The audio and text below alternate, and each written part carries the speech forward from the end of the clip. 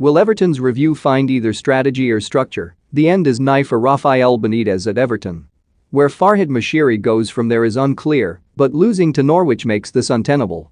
A little over 40 days have passed since Marcel Brands left Everton despite being convinced that there is enough quality to improve the current situation quickly. His last example of foresight and prescience typified the Dutchman's reign as director of football. The Toffees have won 1 and lost 3 of their 5 Premier League games since, while stumbling past championship opposition after extra time in the FA Cup third round. It is a run, stretched to 1 victory in 13 league matches with defeat at Norwich, that has dragged Everton into genuine relegation trouble. They sit 15th with 19 points from as many games, 6 from danger.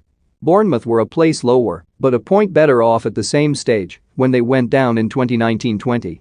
The introspection and reform that was hinted at in December cannot come soon enough. Everton come across as a baffling basket case in the boardroom with a misfit muddle in the managerial dugout and a shambling squad. Their month-old promise of a self-led strategic review of the football structure should inspire as much hope of genuine self-assessment, serious soul-searching, actual meaningful reflection and a progressive future as an investigation into ministerial conduct held by a senior civil servant who reports her findings to that very same government. There were no parties, much as there is no strategy or football structure. As for the pledge of full support for Rafael Benitez, it seemed fanciful at the time, after a Merseyside derby thrashing, and positively diluted now. Everton have played worse than this but rarely better. There were bright sparks at Carrow Road, particularly down the left-hand side, although it is fitting that their brightest spark is Gray by name, if not nature. He and substitutes Richarlison and Yerry Mina are alone in emerging from this latest wreckage with reputations intact. The Brazilian provided brief optimism with a delightful overhead kick, and the Colombian vaguely threatened from set pieces. But the rest ranged from ineffective to plain awful. Those Goodison boos were still just about audible in the away end at full time, not quite drowned out by the elation of a first Canaries win since November. Norwich were solid, took their 2 best chances and defended well, but Everton simply did not test them. Dominic Calvert-Lewin was anonymous yet somehow entirely more noticeable than the lumbering Salomon Rondon.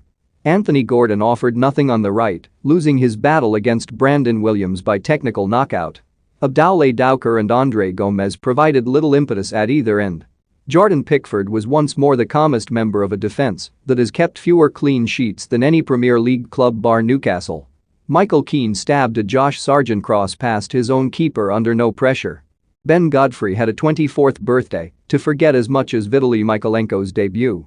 Seamus Coleman's careless pass led to Norwich's second, and it was a damning indictment of his captaincy to be removed at 2 goals down after 54 minutes.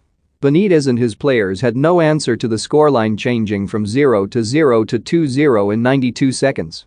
Everton had as many shots as Norwich from the 19th minute, and the Canaries carved out the better chances.